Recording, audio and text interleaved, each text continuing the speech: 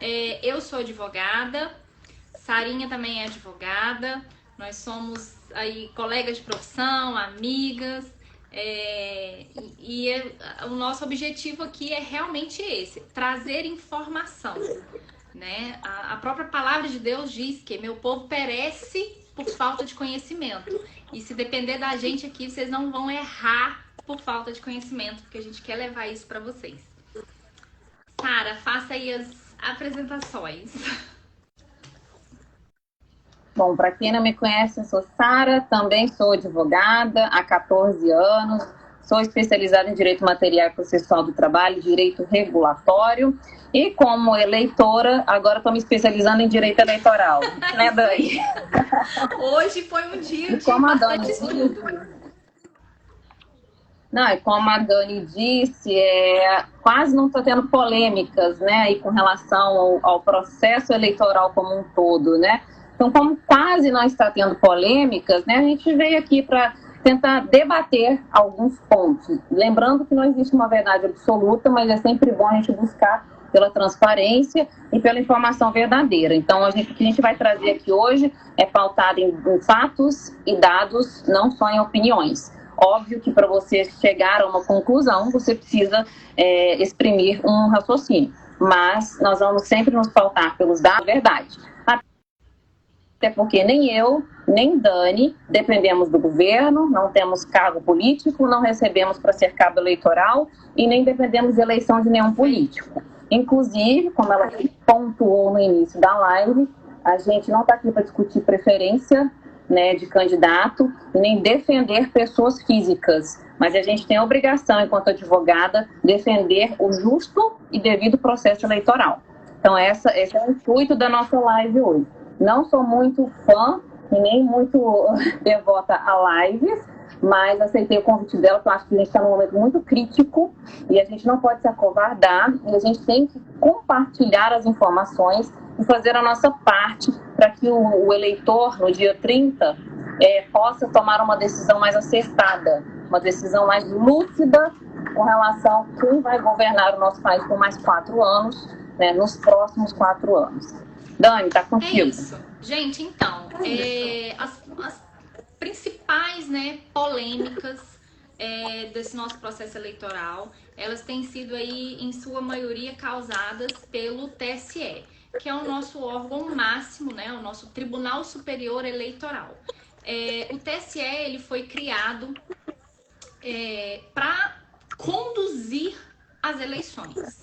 Ele foi criado para isso, não é uma coisa, né, do Brasil, ela tem aí uma referência internacional, inclusive de 1600 e pouco.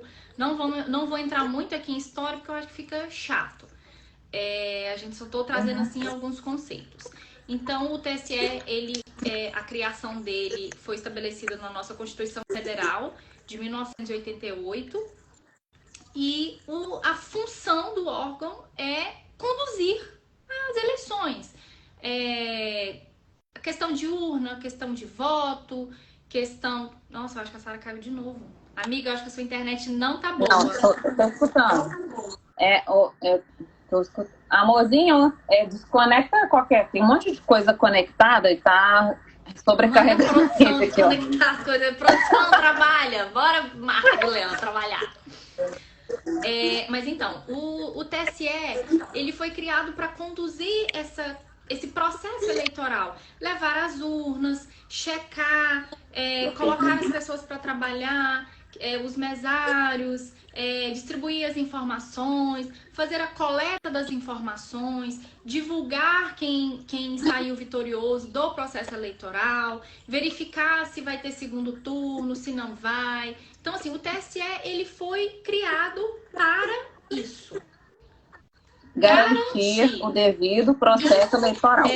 Gente, quem me segue aqui há um tempo, quem acompanha as minhas lives há um tempo, eu procuro falar aqui, né, não para um público de advogados, não para falar para um público de juristas. Eu sempre procuro trazer as informações da forma mais simples possível. Então, assim, eu não uso tantos termos técnicos, não é muito do meu feitio fazer isso. Eu sempre trago a informação da forma mais popular possível. O meu objetivo aqui é esse, né? Trazer essa informação simplificada. Porque assim, eu tô falando isso porque eu já recebi algumas críticas no direct depois de live, então eu quero deixar isso aqui registrado. Bom, então o TSE foi criado para isso. Embora ele também tenha um poder jurisdicional sobre o processo eleitoral. E é isso que tem causado muita polêmica nessa eleição de 2022. Porque o TSE tem interferido demais em tudo que os candidatos têm feito. E no meu ponto de vista, isso causa uma perda muito grande para o processo eleitoral em si. Porque o papel do TSE é conduzir e não interferir no processo eleitoral como ele tem interferido, infelizmente. Isso. Bom, vamos direto aos fatos e às polêmicas, né? Depois vocês podem dar o Google e pesquisar qual é a competência do TSE. Mas vamos lá, vamos para as polêmicas, que é o que a galera gosta. O que nos alarmou nos últimos 2 dias, mais do que o que está acontecendo, porque cada dia acontece uma coisa nova e a gente não sabe nem mais sumarizar o tanto de atrocidades e atropelos que a gente está vendo aí por parte do nosso poder judiciário. Mas o que mais nos assustou foi, de fato, uma censura expressa declarada de alguns meios de comunicação, né, jornalísticos ou de entretenimento, que é no caso da Jovem Pan, o caso do Brasil Paralelo, a Gazeta do Povo e alguns outros meios que também não foram mencionados, mas foram censurados. São todos meios de imprensa, né? São todos meios de mídia de comunicação. E o que saltou aos olhos, né? Que é uma expressão que a gente usa bastante no meio do direito, que o TSE, na figura do nosso queridíssimo Alexandre de Moraes, né, que tem a caneta, vem dando algumas decisões controvertidas. Por que a gente diz que é controvertida? Porque tem metade de juristas, né, que é jurista, aquela pessoa que estuda direito a vida inteira, né, exerceu a profissão a vida inteira, ocupa cargo de notória e ilibada reputação em alguma cadeira, seja enquanto ministro, ou enquanto juiz, ou enquanto advogado, não importa. Então, metade desses juristas dizem que o Alexandre de Moraes está sendo autoritário e, na verdade, ele está interferindo e não conduzindo, que é o papel dele é conduzir e não interferir, e apenas aquela turma ali que está com ele, que concorda que o que ele está fazendo é isonômico, é imparcial, é legítimo e é legal. E não é. Por quê? Porque ele deu uma decisão ontem contra a Brasil Paralelo, e na decisão, a maior aberração de todas é proibindo a Brasil Paralelo de receber a remuneração garantida por Constituição Federal, fruto do produto que eles estão fazendo e veiculando no YouTube. Então, eles estão proibidos de receberem a monetização advinda da produção de conteúdo deles no YouTube. Além de uma série de outras atrocidades lá que estão escritas, inclusive proibindo a divulgação de um documentário que seria lançado agora, acho que dia 28 de outubro, que é Quem Mandou Matar Jair Bolsonaro. Então, eles proibiram a veiculação, ou seja, o negócio nem foi a público e já está sendo proibido, que eles estão chamando de censura prévia, né? Então, eu quero introduzir tudo isso, mas antes eu quero assim, né, tá todo mundo embaixo dela, é um guarda-chuva, né? Então, todos nós estamos subordinados à Constituição, inclusive o Alexandre de Moraes. Ela diz e garante a liberdade de imprensa, inclusive, consequentemente, a liberdade de direito à informação. Quem é que dá direito de informação? Quem é que garante esse direito da gente, como cidadão, ter acesso à informação? Os meios de comunicação. Não é apenas a Rede Globo que garante esse direito, não é apenas a CNN, não é apenas a Folha de São Paulo. É também Jovem Pan, é também o Estadão, é também a Gazeta do Povo, é também o Antagonista, é também o Brasil Paralelo ou qualquer outro, certo? Então, assim, o que a gente está vendo acontecer aqui é uma decisão tendenciosa partidária com com fins de cunho eleitorais. Monocromática. O que é monocromática? É o senhor CPF, Alexandre de Moraes, avocando, às vezes, ou de ofício, determinando ou deixando de determinar. Né? Então, a Constituição garante que a imprensa tem esse direito. Esse direito é inviolável. O artigo 2º, que eu vou ler, que é bem curtinho, tá? O parágrafo 2º do artigo 220 diz: é vedada toda e qualquer censura de natureza política, ideológica e artística. Então, o que eles estão cometendo é uma atrocidade, né? Isso do ponto de vista jurídico e do ponto de vista eleitoral. Porque nem nas regras do direito eleitoral, na legislação do direito eleitoral, você vai encontrar algum respaldo ou algo que dê a ele garantia para fazer o que ele está fazendo. E aí eu vou citar exemplos, tá, gente? Por fatos, a gente vai trazer fatos e exemplos.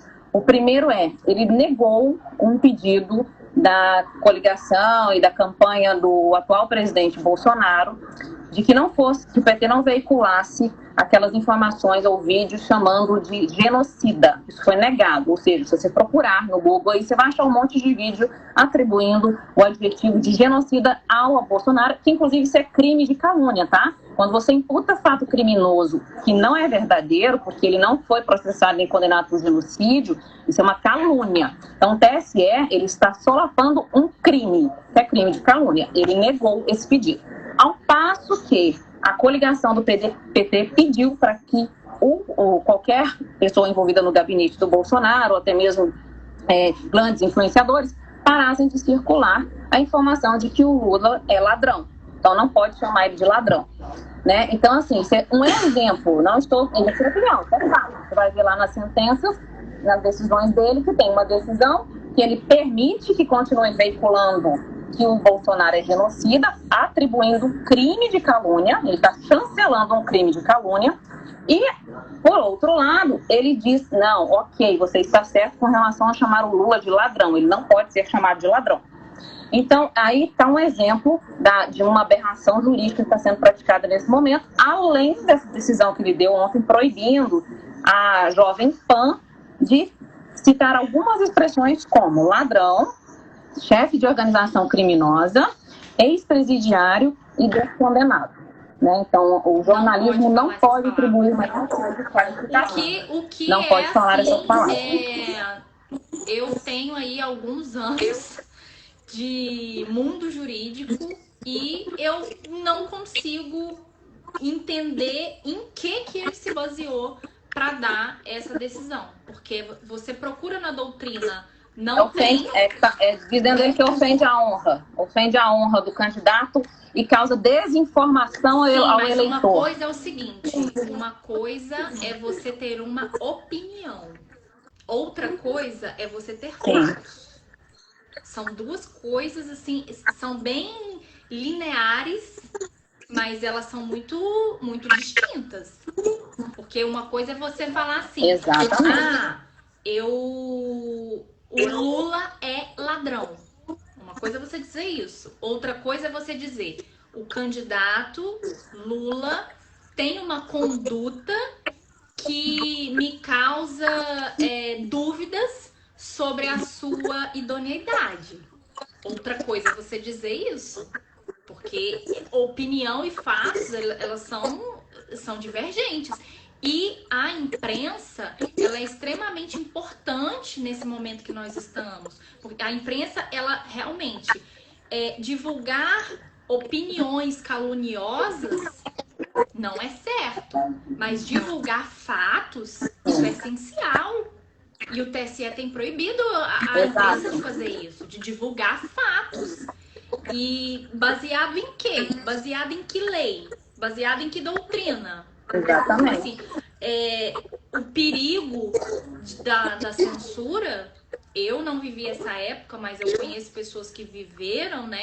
E muitos aí dessas pessoas, artistas, enfim, eles são totalmente contra, porque eles foram censurados no período da ditadura militar. E lutam contra isso e, infelizmente, como jurista, eu não tenho outra coisa para dizer. Nós estamos vivendo uma ditadura da toga. Na verdade é um estelionato eleitoral, né? Depois vocês deem um Google para entender o que é estelionato eleitoral, e aí que vocês vão entender mais ou menos o que a Dani e eu estamos tentando dizer aqui. A Grazi falou, e genocida, isso, Grazi, foi o que eu acabei de falar, deu exemplo, né? O PL e a coligação do Bolsonaro pediu para que deixasse de veicular, que fosse proibida, né, proferir esse tipo de imputação de crime, você chamar alguém de genocida sem a pessoa ser genocida, isso é calúnia é tipificado no Código Penal como crime, e de fato o TSE não acolheu o pedido, né? Então o pau que dá em Chico não dá em Francisco aqui no Brasil nesse momento, é isso que nós estamos vivendo. Agora, o que, por exemplo, vamos mencionar a Iris Gandra, né, que a gente está acompanhando bastante, acho que todo mundo conhece, eu e a Dani estudamos ele na faculdade. Hoje os estudantes de Direito não têm o privilégio de tê-lo como grande mestre, porque ele já, coitado, né, está se aposentando, já está aposentado, mas ele diz que o processo eleitoral, quanto menos intervencionismo do TSE, melhor. O TSE não tem que intervir, tem que conduzir. Nunca na história do país aconteceu isso. Óbvio que nós temos aqui uma situação atípica, que com a digitalização dos meios, né, com esse fenômeno cresceu por causa da pandemia. Então, hoje, o alcance da informação é muito mais instantâneo, rápido e até mesmo sem filtro, né? Ok. Mas isso não é motivo ou não significa que existe a necessidade de uma regulamentação dos meios de comunicação, que eu já começo introduzindo aqui o outro ponto, que é afeto, sim, ao processo eleitoral, que diz respeito ao projeto, ao pseudo-plano de governo, porque o PT não apresentou um plano de governo, ele apresentou um esboço de plano de governo. Então, se vocês forem olhar lá no item 118 do esboço de plano de governo do PT, está claríssimo, com todas as letras, proposta de regulamentação dos meios de comunicação e, pior, da neutralidade de rede. Isso vocês sabem o que é neutralidade de rede, né? Neutralidade de rede eu direciono o tráfego para quem eu quiser. Se você quiser ler só a informação da Rede Globo, quando você clicar no Google, vai dar o privilégio para a Rede Globo aparecer lá. E os outros jornais que trazem a contradição, que o ponto contraditório é sempre bem-vindo para você ter como chegar ao seu juízo final de valor, você precisa do ponto A e do ponto B para chegar na sua conclusão. Se ele regulamentar a questão da neutralidade de rede, pode ser que ele, né, com todos os dedinhos dele, consiga direcionar tráfego para aquele meio de veículo de comunicação que vá veicular o que interessa a ele que seja veiculado à população. Essa é uma dos pontos que mais me preocupa em tudo. Porque isso. Exatamente. Muito grande isso. Né? A gente tem exemplo aí de outros países que vivem algo parecido. E o meu ponto de vista, né, da minha ótica, o Estado não tem que interferir na criação do juízo de valor do cidadão. Isso é muito perigoso. Isso, ao contrário, ele tem que contribuir, permitir o devido processo legal eleitoral. Como é que ele permite isso? Dando voz tanto para o lado B, que tem uma opinião, quanto para o lado A, que tem outra opinião. Ambos os lados, eles têm que ter o direito de expor o que julgar necessário.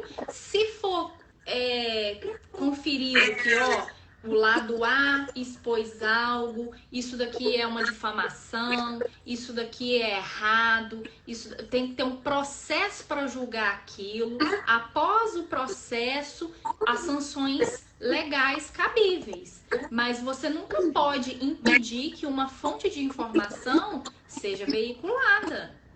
Até porque quem tem que julgar se aquilo dali foi, entre aspas, legal ou ruim, é o eleitor. O Estado não tem que interferir nisso. É perigosíssimo. É uma linha assim, muito tênue para você daqui a pouco ser barrado de obter informação.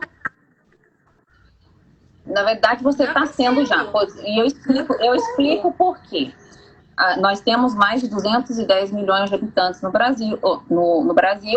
cento e poucos milhões, 150, 160 milhões de eleitores.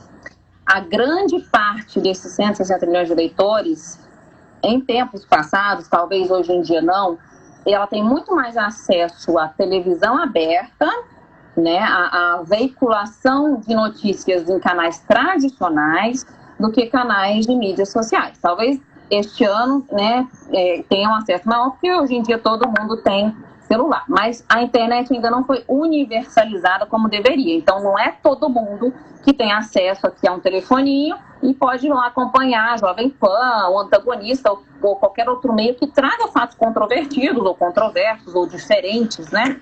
E é importante a diferença para chegar num juízo correto de valor. Então, assim, a partir do momento que é só um meio que dá notícia para essa grande massa que não tem esse acesso, essa grande massa pode ser induzida ao erro, né? Eu mesma, se eu não tivesse acesso a pontos controversos, eu não teria formado meu juízo de valor, a minha opinião. Eu teria caído na onda do jornalismo profissional, que sabe muito bem como induzir uma conclusão de qualquer pessoa que lê aquela matéria. Hoje a gente tem um juízo crítico para ler lá, por exemplo, o G1 e ver que não tem nenhuma matéria trazendo algum fato controvertido com relação ao Lula. Só tem 300 milhões de matérias com relação ao Bolsonaro. Isso é um fato. A gente só está aqui para trazer fatos. Então, quando você abre, por exemplo, eu desafio as pessoas, assim que encerrar essa live, abrir lá o G1. Eu desafio vocês a verem alguma notícia sobre a relação do Lula com aquele cara que foi preso lá em Alagoas. Tá afastado, na verdade, né? Ele foi conduzido, está afastado. Eu desafio, e ele afastado por corrupção, e o Lula reafirmou apoio a ele, tá? Isso é fato, tá? Está na mídia social. Eu desafio você a ver algum tipo de notícia com relação à nossa economia, que está muito bem, obrigada.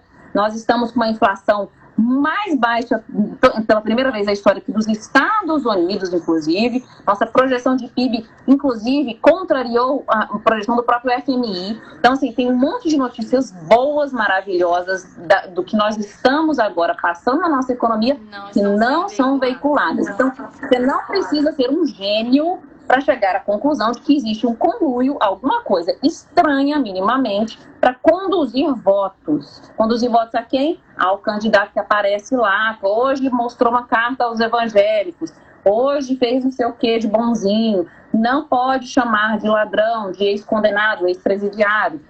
Então, assim, não precisa ser muito inteligente para ligar um ponto no outro. Tá? Então, assim, a gente não vai entrar aqui se a gente concorda ou não com Lula ou Bolsonaro. Eu só estou dizendo os fatos. E os fatos são injustos. E nós aqui, como operadores do direito, a gente não pode permitir que injustiças sejam passadas adiante. Então, esse que é o nosso objetivo aqui hoje, né, Dani? Porque, assim, o que me soa estranho é esse esforço, né, gigantesco, inclusive passando em cima de doutrina, de legislação, para impedir que a informação chegue a quem vai tomar uma decisão em poucos dias.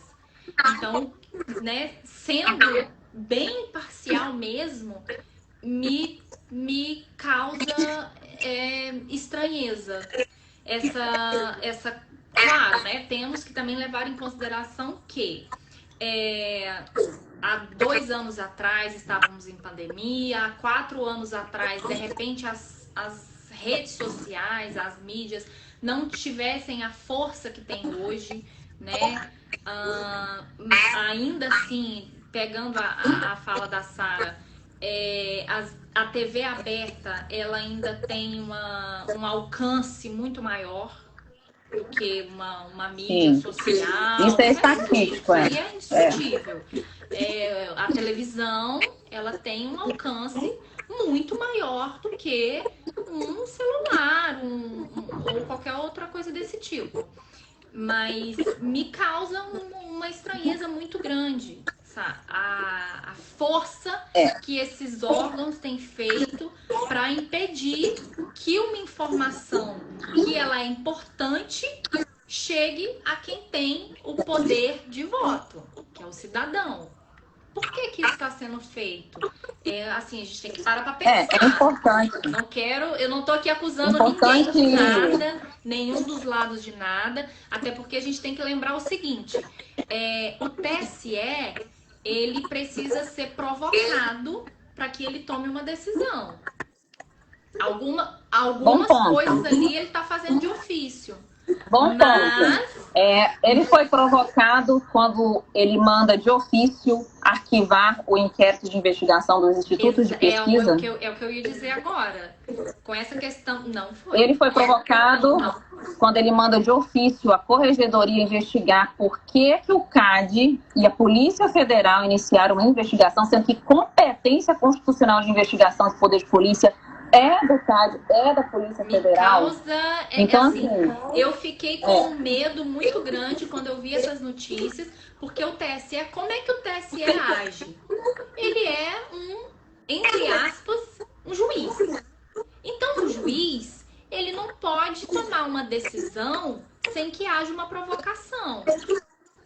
Correto, assim, comumente falando, o partido, ou o PT, ou o PL, ou o PMDB, ou uma coligação, que constate que algo está errado no processo eleitoral, ela entra via petição junto ao TSE, com fatos, com argumentos, com provas, e aí o TSE solta uma decisão sobre o que ele foi ali incomodado. Mas o que tem ocorrido é que temos um lado que provoca o TSE a todo momento para que fatos não sejam expostos. Não sejam expostos, e ainda concedeu, em uma dessas decisões, concedeu direito de resposta sem o Lula e a coligação do PT ter pedido. Isso daí não tem pedido. Ele concedeu anomalia jurídica. É a única palavra que tem para encaixar. Ele concedeu o direito de resposta em TV aberta, gente. O Lula, na hora que veicular a propaganda eleitoral do Bolsonaro, vai aparecer a cara do Lula se defendendo de acusações como ex-presidiário, ex-condenado, ladrão e líder de formação de quadrilha. Já que você tocou nessa... Então, assim, é uma inovação que não foi provocada, não tem pedido. Já que você tocou nesse assunto, eu queria esclarecer uma coisa aqui para quem está assistindo a gente. Sobre essa questão do candidato Lula. Porque ele fala em todos os veículos que ele vai, de entrevistas, de debates, que eu sou inocente, eu fui declarado inocente, eu fui não sei o que, eu fui não sei o que. Vamos lá. O que acontece? E assim, gente, eu peguei hoje, assim, são fatos. O que eu vou expor para vocês aqui agora são fatos. Isso aqui não é uma opinião minha. Eu quero deixar isso bem claro. Se tiver alguém aqui na live, eu vou votar no Lula e tal, são fatos e eu quero trazer a conhecimento. Mas vamos lá. O candidato Lula, ele foi julgado, ocorreu, primeiro uma investigação da Polícia Federal, da Corregedoria, foram vários órgãos, que formaram ali a força da tarefa da Lava Jato. Então, no nosso país, ninguém pode ser condenado sem que haja o devido processo legal. E todo mundo é inocente até que se prove o contrário. Nós temos esses dois princípios que são garantidos por lei aqui no nosso país. Então, após essa reunião de provas, inquéritos, gente, foram anos de investigação. Isso foi levado, montou-se um processo judicial, houve ali a denúncia, o judiciário foi provocado, e aí tanto o juiz Sérgio Moro quanto a juíza Gabriela Hart foram se salvo engano, foram 26 processos. E isso aconteceu na Justiça Federal de Curitiba. Uma coisa melhor que viajar. E aí houve ali então uma condenação na primeira instância. O Lula foi condenado por corrupção e lavagem de dinheiro em primeira instância. Ponto. Ele entrou com recurso, foi para a segunda instância, para o Tribunal Federal. Na segunda instância, já não era mais Sérgio Moro, já não era mais Gabriela Hart, era um outro juiz, eram três juízes. Esses 3 juízes analisaram o caso do Lula e não só o condenaram, sentenciaram ali, uma sentença condenatória que a gente chama, como majoraram a pena dele, aumentaram a pena que ele tomou. Ele, mais uma vez, entrou com recurso e foi ali para o STJ.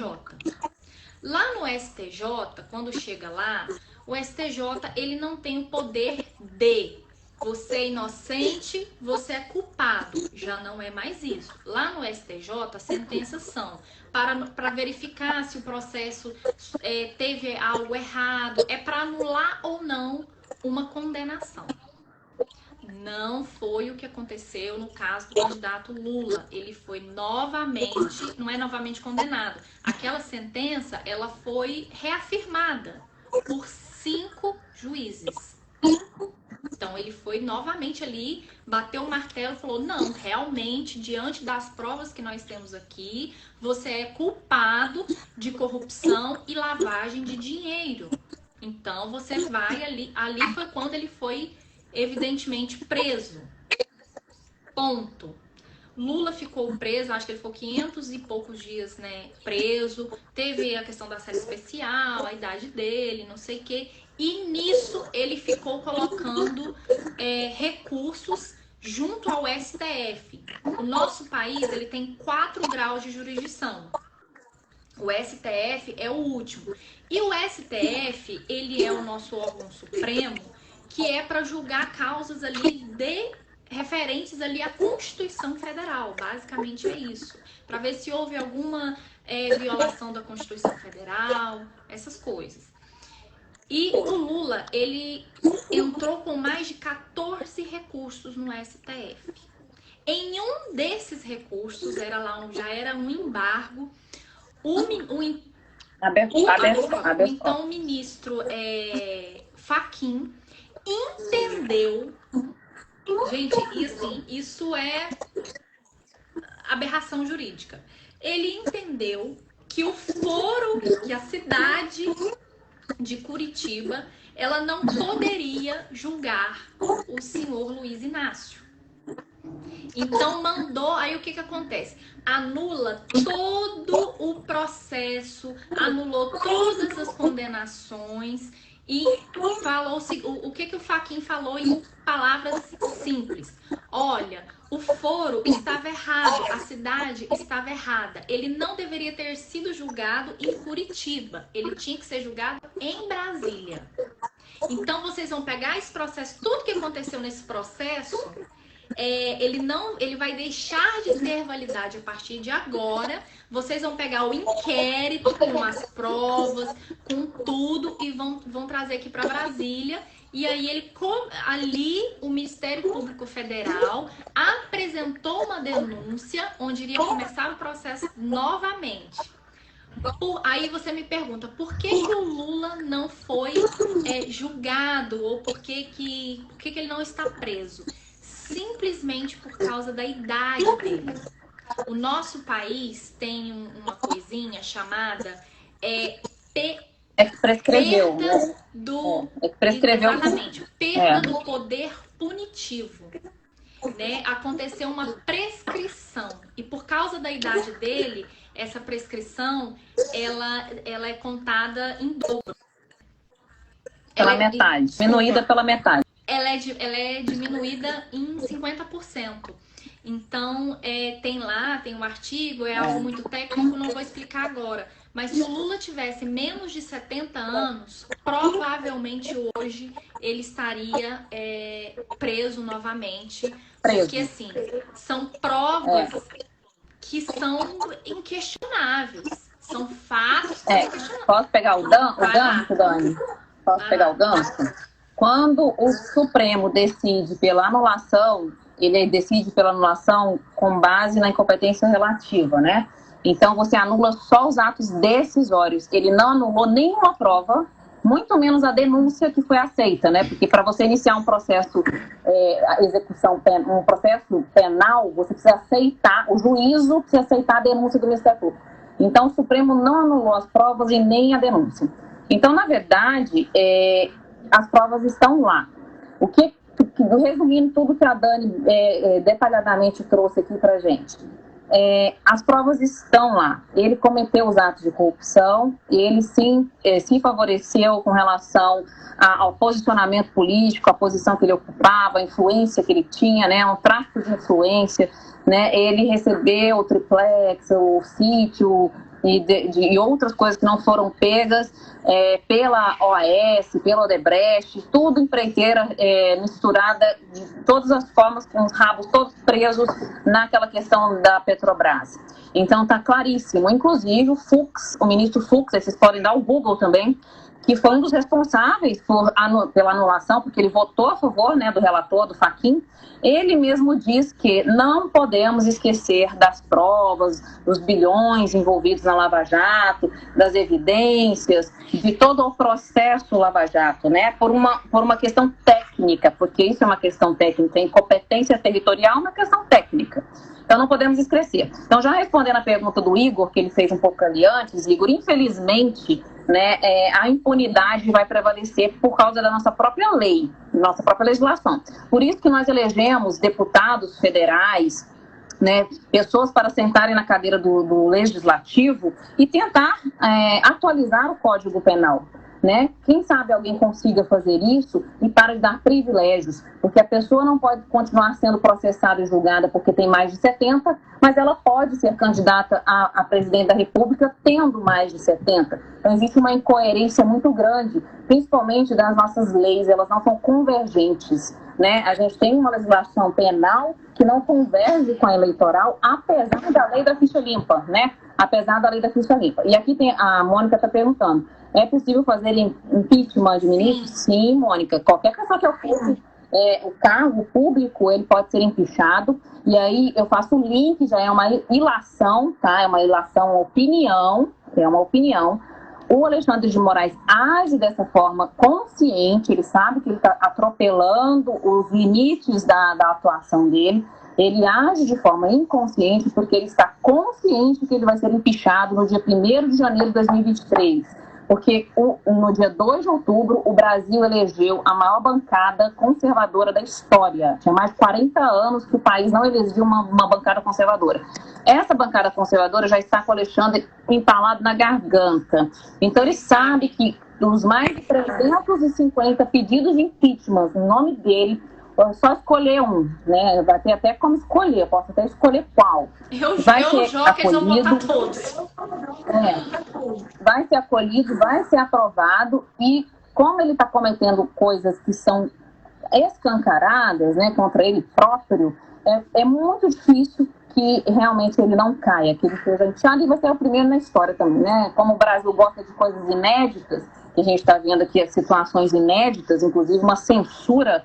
E aí, em oposição, inclusive, a preocupação da própria mídia, né, do próprio meio jornalístico, tinha uma preocupação gigante que o Jair Bolsonaro fosse emplacar uma ditadura, né, na imprensa e interferir na livre imprensa, que não aconteceu, ao contrário, né, não está ocorrendo isso.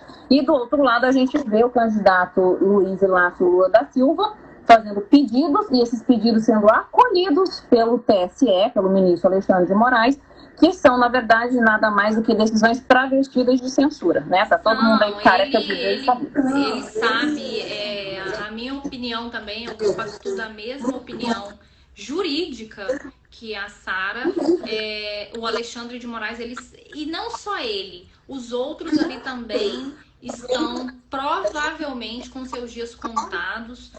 2023 aí vai ser um ano que teremos coisas inéditas acontecendo ali, e eles provavelmente serão retirados, porque assim, são muitos absurdos, e a nossa Constituição, ela precisa ser respeitada. Eles estão simplesmente passando por cima, e isso no meio de um processo eleitoral. né? Eles estão Sim. privando o cidadão de ter acesso a informações que, no meu ponto de vista, e agora é uma opinião minha, elas são imprescindíveis para que o cidadão tome a melhor decisão possível. Por que eles estão fazendo isso? Sim, exatamente. É estranho.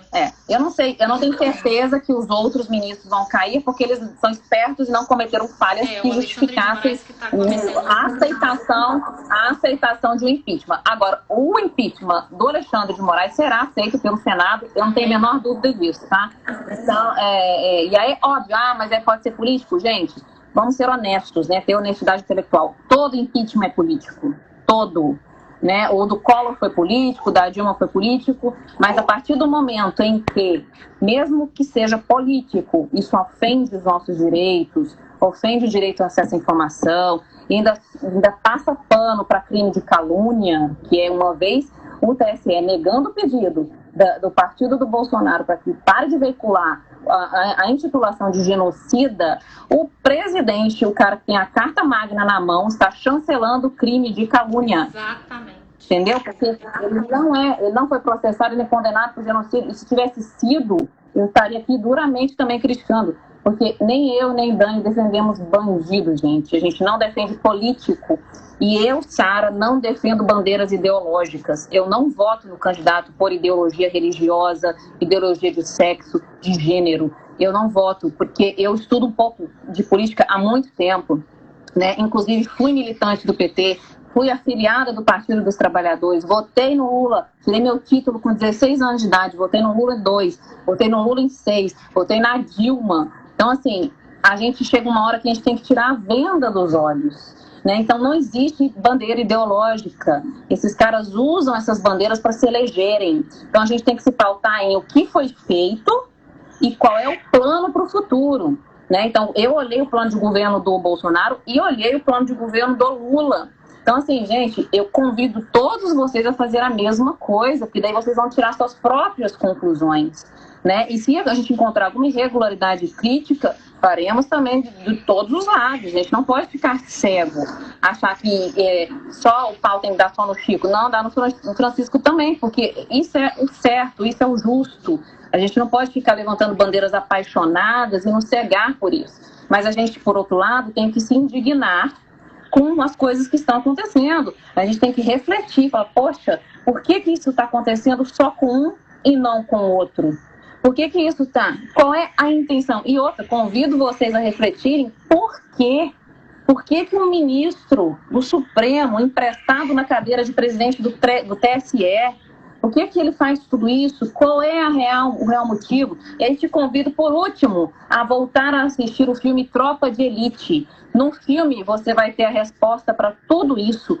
No filme, que foi lançado após o primeiro mandato do PT, o filme é depois do primeiro mandato do PT, esse filme deixa claríssimo como funciona o sistema e ele entrega, inclusive, que a própria mídia, a grande mídia, faz parte do sistema e principalmente o sistema judiciário. Então, por isso que aqui estamos tratando de polêmicas do processo eleitoral. Por quê? Porque ele faz parte deste aparelhamento. Então, eu convido vocês a assistirem esse documentário. Assistam outra série que tem na Netflix, chama Polícia Federal, A Lei é para Todos. Lá vocês vão entender como que surge a Lava Jato, por que chama Lava Jato, por que chegou onde chegou, por que apurou 8 trilhões de reais em desvio de dinheiro público, gente. 8 trilhões. Você sabe quanto que é o PIB do país, gente? Então, em mais de 10 anos foram roubados quase o PIB do país. Então, assim, a gente tem que abrir os olhos, né? E de forma inteligente. Porque a gente não pode né? ser, a gente não pode ser assim. O que eu tenho entendido que o TSE tem feito com o cidadão é torná-lo massa de manobra. Porque quando você só nega informações que são valiosas, e não são informações, o fake news, hoje em dia tem se falado muito, o fake news e tal. Mas, assim, a gente não pode tirar a credibilidade do cidadão. Porque o que o TSE, o STF tem feito é tirar a capacidade cognitiva do cidadão. É o cidadão que tem que avaliar se aquilo ali é interessante, se aquilo ali é verdadeiro ou não. A gente não pode tirar esse poder do Estado, não pode fazer isso.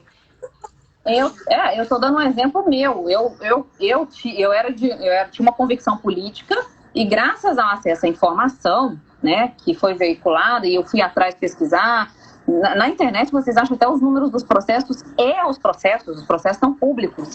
Né? Então, assim, você consegue formar o seu juízo de valor e não apenas tendenciar não, eu tenho um favoritismo porque um levanta a bandeira tal, o outro levanta a bandeira X. Não é bandeira, gente, que faz nosso país para frente. Né? E aí tem uma frase célebre, né, que eu não vou mencionar o nome aqui, senão daqui a pouco vão começar a ofender até a família da pessoa que já morreu, que diz: se quem elege o governo de esquerda é o pobre, qual é o interesse da esquerda em tirar o pobre da miséria, da pobreza? Nenhum. Né? Então são coisas que a gente tem que refletir e pensar para abrir os olhos. Né? Não estou aqui acusando ninguém, falando, quer votar no Lula por ideologia? Beleza, é uma responsabilidade. A gente só quer que abra os olhos para entender que o voto é uma responsabilidade. Né? E a gente não pode deixar para trás tudo que aconteceu. E vou além, as pessoas acham normal, o brasileiro normaliza a corrupção. O brasileiro não está nem aí com 15 bilhões de reais que foram devolvidos, isso de declaração. Os caras confessaram e devolveram. Imagino que não foi confessado, que não foi achado, porque a operação com fatos e evidências diz 8 trilhões de reais. Esse dinheiro todo poderia ter sido investido em saneamento básico. Quando você investe em saneamento básico, existe um estudo que fala que a cada 1 milhão investido em saneamento básico, você economiza 5 milhões na saúde. Quantas pessoas vocês acham que morrem no país por falta de saneamento básico? Quantas pessoas você acha que morrem no país porque não tem uma alimentação decente? O sistema aparelhado corrupto mata mais pessoas do que a pandemia. Isso eu não estou inventando. Se vocês conseguirem investigar, vocês vão achar trabalho jornalístico sério que fala sobre isso. O aparelhamento da corrupção no Brasil mata mais que a pandemia. Só que não tem uma Rede Globo noticiando e fazendo sensacionalismo nacional com relação a esse tipo de matéria, porque isso não favorece a determinado braço da mídia. Não favorece. Se favorecesse, vocês podem ter certeza que seria também veiculado. Assim, a minha chateação enquanto jurista é exatamente essa. Porque a gente vê, assim, claramente um esforço muito grande de que a população não tem acesso a informações que são básicas. E isso deveria estar sendo divulgado. Outra preocupação que eu tenho é quando você pega uma mídia e você vê ali que ela nem disfarça mais. Ela já vai ali. Me preocupa muito que um órgão jurídico como o TSE, ele tem um preferido. Isso é algo que me preocupa, porque já assim, gente, isso não é uma questão de opinião minha. Isso é uma questão de fato. Isso é fato, o TSE tem o seu preferido. Assim, vale até a pena aqui a gente dizer o seguinte: o STF, ele é composto ali por 11 ministros, 7 deles foram indicados por governantes do Partido dos Trabalhadores. Então, praticamente 70%. Nós tivemos aí, o Lula indicou o Lewandowski, a Carmen Lúcia e o Dias Toffoli. A Dilma indicou o Fux, a Rosa Weber, o Barroso e o Fachin. O Fachin é esse aí que deu aquele entendimento lá do processo do Lula, foi ele. O Temer indicou o Alexandre de Moraes e o Bolsonaro indicou agora o Cássio Nunes e o André Mendonça. Então, assim, para mim é preocupante que 70% desses ministros sejam indicados pelo governo PT e hoje eles tenham um favoritismo, que é descarado. Por que isso? Não, concordo. Alguém falou que mas chega no Supremo e aí não vão favorecer. Perdi aqui, tem muita gente comentando. Eu não concordo que Estou falando do impeachment do Alexandre de Moraes, tá, gente? Não concordo que ele vai ser favorecido, não.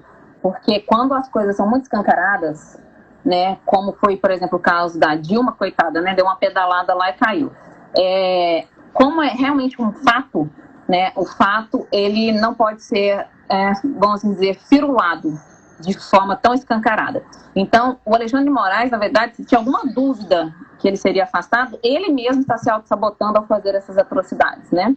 Então, existe bastante farta prova, farta jurisprudência, farta entendimento a desfavor dele, mais a desfavor do que a favor.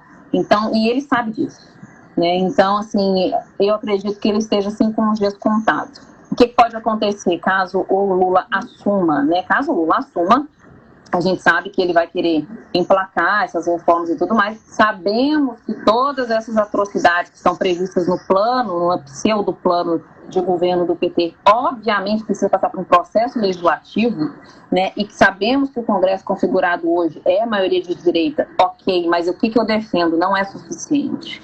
Não é suficiente na medida em que ele vai lá e atravessa qualquer tipo de recurso, ou avoca, ou o STF avoca competência, e aí dá uma canetada, que é o que a gente está vendo que está acontecendo, né? Dá uma canetada, e aí o que a gente fica à mercê de uma insegurança jurídica gigantesca. E é o que essas decisões do TSE têm causado, uma insegurança jurídica. Porque quando você tem ali, você tem uma legislação a ser seguida.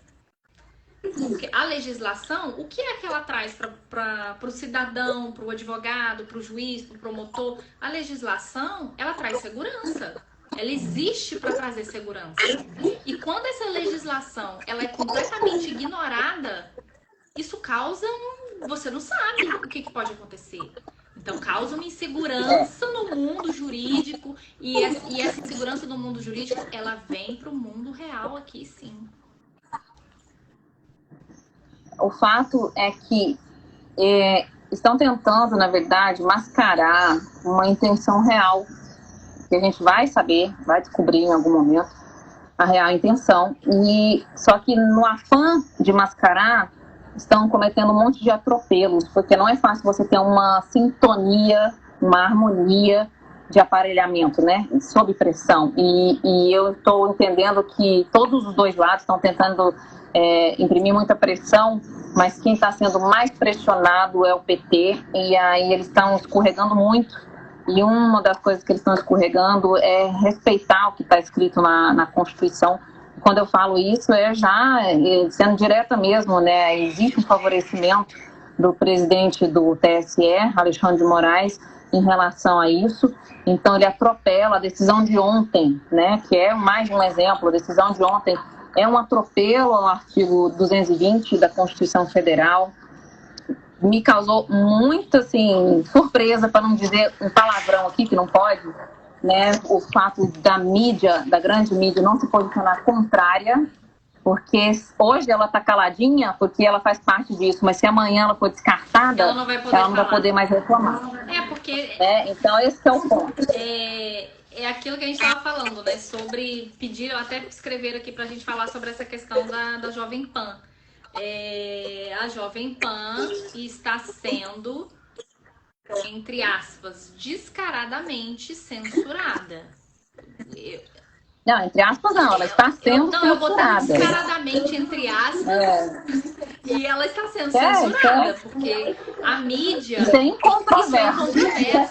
A mídia, ela é importantíssima para qualquer coisa. Você precisa de informação. O dever da mídia é informar as pessoas.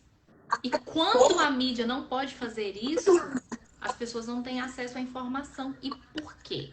Por que eles não querem que as pessoas tenham acesso à informação? Porque é verdade, né? É verdade, prejudica, estão desesperados. Isso é um resultado de uma pressão sentida, e eles transmitem uma mensagem para a gente, né? A gente é inteligente o suficiente para entender que a mensagem que a gente pode chegar no final do dia com relação a tudo isso estou desesperado, preciso ganhar as eleições a qualquer custo, porque preciso voltar a assaltar a máquina pública daqui mais 4 anos. né? Porque senão eu não consigo manter o aparelhamento. O dinheiro acabou, né, gente? É meter na real, o dinheiro acabou. Então, é por isso que a gente está vivendo essa censura, né? Essa ditadura da toga, que é uma frase brilhante, né? Ditadura da toga. E aí as pessoas preocupadas com ditadura, da época da ditadura. Nós já estamos vivendo, gente. Só que assim, o povo não acha que isso é ditadura, porque o povo tem uma visão rasa do que é ditadura. Acha que ditadura é só aquela que aconteceu lá atrás ou só aquela que acontece na Coreia do Norte. Então, ditadura, ela quer dizer outras coisas mais amplas, né? O que a gente quer fazer é abrir os olhos da pessoa. E outra, não adianta você tentar se desgastar e tentar convencer gente que já está convencida a votar no Lula, no PT. Não perca tempo com isso. Perca o seu tempo com aquelas pessoas que realmente não querem votar em nenhum dos dois. Tenta sensibilizar essa pessoa e dizer, se você não votar, a situação se complica, né? E tenta trazer o que de produtivo e bom foi feito no governo, apesar de uma pandemia. Tenta trazer o que foi mantido de bom, porque o governo do PT também teve coisas boas, né? O que foi mantido de bom. O Bolsonaro não acabou com nada que o PT implementou lá atrás. O povo morde, vou voltar a comer farinha, não vou ter mais acesso à universidade. Pelo contrário, as universidades continuam lá, né? As pessoas continuam com direito a acesso a cotas. As pessoas, inclusive a dívida dos universitários feitas na época do ProUni foi anistiada pelo Bolsonaro. Então, assim, a gente tem que veicular coisas verdadeiras importantes e não tentar ficar perdendo tempo, energia e amizade tentando dissuadir quem vai votar no Lula ou vice-versa também vale. A gente não vai convencer ninguém, mas a gente tem que ir atrás daqueles que não estão convencidos ainda ou que têm aversão aos dois ou que simplesmente não querem se furtar da responsabilidade de eleger. Eu penso o seguinte, nós estamos num momento que a gente precisa divulgar informação. Fato. A informação ela precisa chegar. Eu voto Bolsonaro, eu voto Lula. Você analisou tudo? Você teve acesso aos fatos? Você pesquisou? Porque, minha humilde opinião, e agora mais uma vez eu vou falar de opinião, não é momento de dar voto ideológico. Principalmente com essa questão ali desses ministros de STF, de TSE, de não sei mais o quê. Porque o TSE, ele vai, entre aspas, funcionar até agora 30 de outubro ali, divulgou o resultado das eleições, pronto, foi. Mas o STF, ele tá lá, ele é permanente. Ele não vai voltar daqui a 2 anos. Ele vai continuar. E são esses mesmos ministros que estão no TSE hoje, são os ministros e outros que estão lá no STF. Então, assim, eu não quero viver uma censura permanente, porque hoje eu não posso compartilhar um fato. E amanhã, o que eu não vou poder fazer? Começa assim, né? As pequenas ditaduras começaram dessa forma. Então, assim, para sumarizar o que a gente explorou com relação a polêmicas do processo eleitoral, que são bem polêmicas mesmo, que estão muito escancaradas, né? A que ponto chegamos, né? A gente não tem credibilidade nem no judiciário, que na verdade começou a governar o país, né? Quem governa o país no fim do dia é o presidente do TSE. Mas assim, para sumarizar por que a gente está trazendo isso aqui? Primeiro que são aberrações que nós, enquanto instrutoras ou instrumentadoras ou pessoas que levam a mensagem do direito, não podemos ficar calados. De forma né? nenhuma. Então a gente tem que se posicionar. Mas aí eu vou perder seguidor. Não importa, gente. O importante é você ser fiel aos seus princípios e aos seus valores. E as informações que você obtém para formar o seu juízo.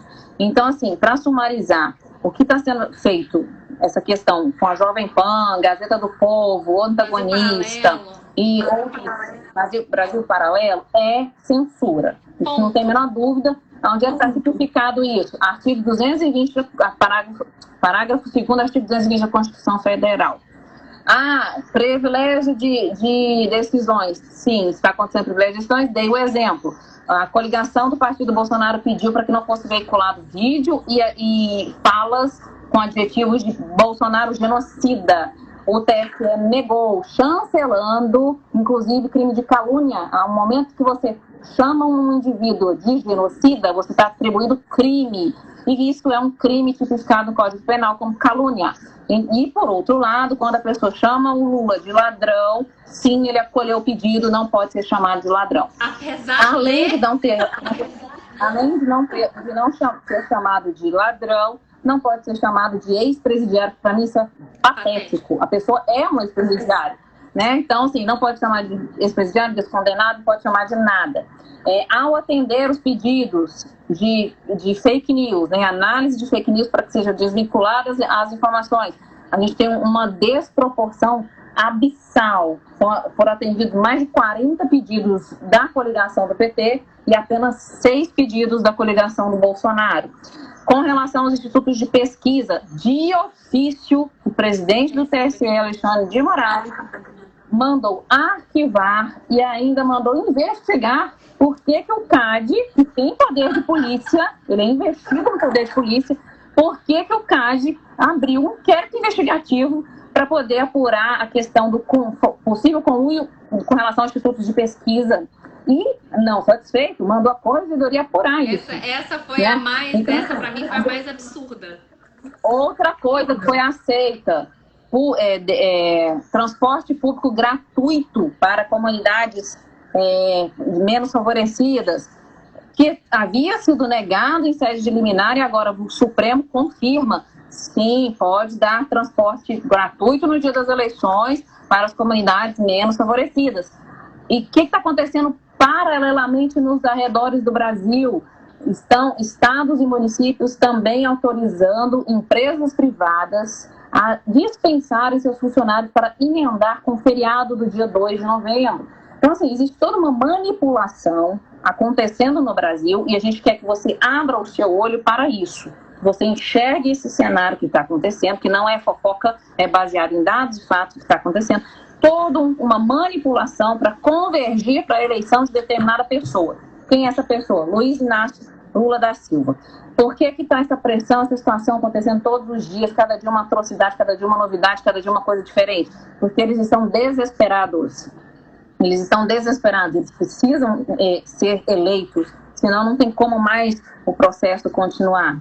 Né, o processo de corrupção, aparelhamento, né, assaltar a máquina pública, não mais será possível por mais 4 anos. Então, eles precisam voltar a qualquer custo e a qualquer preço. Então, só peço que vocês se informem. Vai lá, joga na internet o nome das pessoas, Daniel Ortega, relação com Lula. Vocês vão achar muita coisa, gente, muita coisa. Pesquisa com relação à corrupção do Petrolão, do Mensalão. Né, entendam que ele não foi inocentado, né, entendam essas coisas. Aqui o pessoal já entendeu, porque eu expliquei bem explicadinho. E principalmente não normalizem corrupção. Não normalizem, não achem normal. E eu estou dizendo isso para qualquer lado. Se o Bolsonaro for processado, preso e condenado, mesmo que ele saia da cadeia no meio de firulinhas jurídicas como Lula, eu vou falar da mesma forma, não vote nunca mais em Bolsonaro. Né? Não podemos normalizar a corrupção nesse país. Se a gente normalizar isso, a gente está perdido como brasileiro, a gente está vendido como brasileiro. Eu entendo as bandeiras ideológicas, entendo que o Bolsonaro fala muita besteira, entendo completamente, não concordo, não voto na pessoa dele, mas eu voto no governo. Então eu não voto na pessoa, eu voto no governo. E quando a gente olha para partido, mesmo que você queira ter uma simpatia pelo Lula, quando você vai olhar o partido dele, não tem como você negar o que aconteceu ali. Está documentado, comprovado, é fato. Não tem como negar o aparelhamento que foi feito com a liderança do PT para se perpetuar no poder, sugar as riquezas, e aí sim, se continuarmos assim ao longo dos anos, vamos virar uma Venezuela. Não vai ser agora? Não, não vai ser. Não caio nesses papinhos de que vamos virar Venezuela, e também não quero que vocês caiam. Mas se continuarmos assim por 10, 14 ou 18 anos, vocês podem ter certeza que sim. Porque se você se lembrar bem, esse foi o saldo que o Lula entregou para Dilma quando ela foi eleita. Em 2015, no meio do segundo mandato dela, o Brasil estava bancarrota, estava quebrado, falido, a desgraça, um monte de gente morrendo de fome. E as pessoas não se lembram disso. Então vão lá no Google e recuperem a memória e comecem a veicular no Instagram de vocês, nos meios de comunicação de vocês, a verdade. a verdade. Porque aquelas pessoas que não querem votar, ou estão indecisas, ou odeiam os dois, que eu acho que a realidade é que odeiam os dois, vão começar a refletir. Nós temos responsabilidade, social, não podemos entregar o nosso país a Deus. Isso, nós temos responsabilidade. Gente, assim, né? Feita aqui a nossa análise das polêmicas desse processo eleitoral. Eu acho que essa primeira parte, a gente conseguiu esclarecer bem aqui para vocês, conseguimos trazer, tanto eu quanto a Sara, a gente está aí com o nosso direct aberto. Se ficou alguma dúvida, vocês podem mandar para a gente esclarece. E assim, eu quero deixar aqui a minha opinião, né? Agora eu vou falar de opinião. Aqui quem me segue nas redes sociais sabe que eu como mãe, como advogada, como mulher, e como cidadã, eu não tenho como dar o meu voto pro senhor Lula. Eu não tenho como fazer isso. Por tudo que ele representa, por essa questão aqui que eu expliquei para vocês, processual, e agora eu tô falando de fatos, porque é o seguinte, gente, ele ter sido, entre aspas, né, ter tido esse processo dele anulado, isso não apaga os crimes que foram cometidos. Isso não apaga, os crimes estão lá, os crimes ocorreram. Então, se ele está hoje concorrendo aí a uma eleição, é simplesmente pelo fato dele do PT ter indicado 70% dos ministros da STF. Isso é fato. Isso são coisas que não são questionadas. Então, eu, né, após pesquisar e tal, como a Sara disse, eu não sou uma pessoa que acha, o Bolsonaro é maravilhoso, o Bolsonaro, não acho, ele, pelo contrário, eu acho que ele não é político, acho que ele não tem um jogo de cintura que talvez o Lula tenha, porque ele tem 40 anos de política, ele é articulado, fala bem e tal, mas até o presente momento a gente não tem aí uma condenação para ele. Então, quando tiver uma condenação, vocês me avisam que eu não vou mais votar nele e eu vou atrás de saber, né, o que de fato aconteceu. Mas até lá, infelizmente, não é hora de dar voto ideológico. É hora de votar eu acho que existe Eu acho que a grande diferença aqui entre eleitores do Bolsonaro e eleitores do Lula é que eleitores do Lula defendem o Lula. E eu acho isso muito ruim, eu acho isso muito estranho, porque você está normatizando, aceitando a corrupção, o crime, e aceitando que compensa sim roubar, compensa tirar do prato, compensa tirar do sistema, compensa tirar da saúde, compensa tirar da educação, porque toda essa grana, galera, poderia ser canalizada para programas assistenciais e para um estado menor e um país maior, né? Então, assim, a diferença é eu que voto, que declaro o voto no Bolsonaro, eu não defendo o Bolsonaro. Você não vai me ver. Você pode ir em todos os meus posts e etc. Você nunca vai me ver pedindo voto. Você vai me ver defendendo o que é certo e o que é errado, né? Então, eu acho que isso é uma reflexão que todos deveriam fazer. A grande diferença eu não fico defendendo e passando pano para os erros de determinado presidente ou ex-presidente. E ao passo que a pessoa que declara voto no Lula passa pano e defende. Então, isso é um ponto de reflexão, né? Você pode até votar, porque, mas Sara, vote não está tendo muito como defender o governo do Lula. Porque ele não falou quem vai ser ministro, ele não falou o que ele vai fazer, ele não falou, até agora ele está ameaçando. Vou regular a mídia, vou colocar ali, entre aspas, sindicalizar, né? Nem vou usar essa palavra sindicalizar, eu vou regular profissões, o que eu acho muito perigoso. Esses dias eu vi uma entrevista dele falando que iria regular essa profissão dos influenciadores digitais, de quem tem canal no YouTube. E aí me preocupa uma decisão do TSE de barrar a monetização da Brasil Paralelo. Então, assim, são coisas que você vai vendo que vai te assustando, né? Que gera muita polêmica. Tem a questão também, alguém colocou aqui no nosso chat aqui, a questão de regularizar as profissões de aplicativo, Uber, iFood, a 99 Táxi. Então, assim, para mim, são tons de ameaça e não proposta governamental. Não é regularizar, né? Ele quer enquadrar na CLT. Só que aí, o que as pessoas entendem? Não, é verdade, tadinho dos motoristas de Uber, tadinho dos entregadores de aplicativo. Só que ele não entende o seguinte: a partir do momento que ele obriga o contratante, ou os parceiros, porque não existe chefe ali, gente, não tem um chefe do entregador, ele entrega a hora que ele quiser, inclusive, se ele quiser, né? Quando ele obriga esses parceiros a estabelecer uma relação de emprego, simplesmente ele vai limar metade dos empregos. Nenhum empresário consegue levar nas costas, pagar FGTS, recolher impostos, pagar salário, pagar férias, pagar não sei o que. O aplicativo sai do país, como já saiu de outros. O aplicativo sai do país. Ou assim, duas coisas. Ou o aplicativo sai do país, ou vai ficar tão caro que não vai compensar. E aquilo, a gente sabe, tem muita gente que trabalha no aplicativo. Como é que você vai seletizar isso, gente? Como é que você vai colocar isso na CLT? Você imagina, tem uma pessoa que já trabalha de carteira assinada durante o dia, de repente faz um bico de entregador à noite. Como é que ela vai ter 2 anotações na CTPS? Como é que vai ser isso?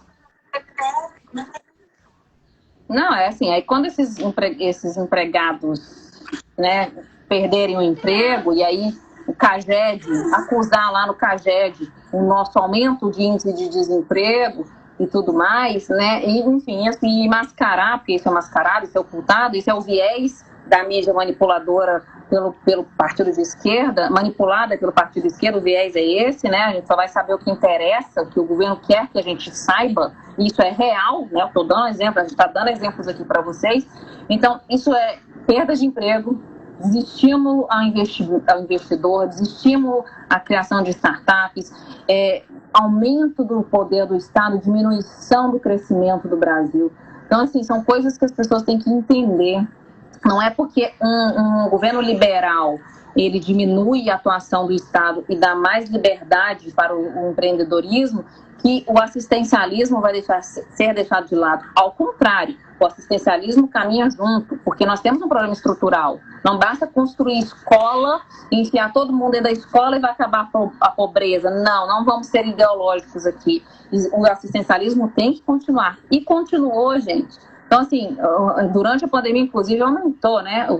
Nos governos passados pagavam-se R$45, R$80 de Bolsa Família, né? Hoje existe o auxílio que será mantido de R$600. Então, tem toda uma polêmica por trás de tudo isso e que não é verdade. Então, assim, basta a gente pesquisar, vai ler. A gente também tem uma mania muito preguiçosa de só querer a informação pronta. E aí a gente fica... E aí você fica refém de quem está te dando essa informação. Porque aí você perde um pouco. Você sempre perde. Quando você pega a informação ali já... Vai pesquisar, vai ler para você formar sua própria opinião. Para mim é o essencial. Sarinha, mais alguma coisa aí a acrescentar? Não, acho que falamos tudo. E não normalizem corrupção. Não achem normal o que está acontecendo no processo eleitoral brasileiro. Se posicionem, tentem sensibilizar de forma educada e polida, não tentem dissuadir quem já declarou o voto no Lula, vão atrás de pessoas que estão indecisas ou que têm aversão aos dois candidatos e sensibilize essas pessoas sobre a responsabilidade delas com relação ao futuro do Brasil, tá? Mostrem dados, fatos, e não permitam, sobretudo, que exista censura, porque agora saiu de uma promessa de governo, de um esboço de plano de governo para uma realidade. Antes mesmo sequer de ser eleito, já existe lá uma proposta, já existe a proposta de censura, antes de ser eleito, já está censurando por meio do seu tentáculo chamado TSE, né? Porque o Lula tem vários tentáculos, um deles está sentado na cadeira de presidente do Tribunal Superior Eleitoral. Então, não permitam isso. De forma educada, consciente, sensibilizem, veiculem na internet. Eu tenho 200 seguidores. Não importa. Se 3, 4, 5, 10 pessoas virem, é ótimo, porque a pessoa pelo menos vai ligar uma antena e falar, poxa, esse fato que ela está trazendo aqui é realmente, deixa eu dar uma pesquisada. Então, assim, é aquela famosa tradicional frase, dá o Google, né? Eu até brinco que alguém viu e passou pro Pablo, e o Pablo passou pro Bolsonaro, porque eu, desde o primeiro dia, eu tô colocando lá, é só pesquisar no Google. É só pesquisar no Google, e aí o Bolsonaro no debate falou, dá o Google. E aquilo ali foi, assim, sensacional. Gente, de tudo aqui que a gente trouxe para vocês, de todas essas ameaças e tal, é aquela hora que você pergunta, mas o que eu posso fazer? Você pode dar seu voto.